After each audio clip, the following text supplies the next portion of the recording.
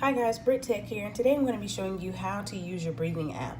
So to get started, go ahead and tap this little blue icon right here. And I have mine set to 1 minute. And as you can see, I haven't done any breathing exercises today, but I did do one yesterday, and my heart rate was at 90 beats per minute. So in order to do this, I'm going to go ahead and put my watch on, and then I'm going to go ahead and start. So let's see if I can maneuver this. So be still and bring your attention to your breath.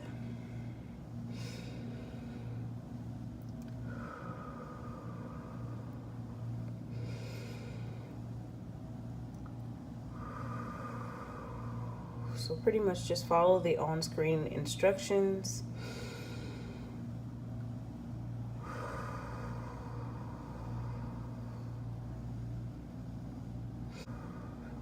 Deep inhales and deep exhales.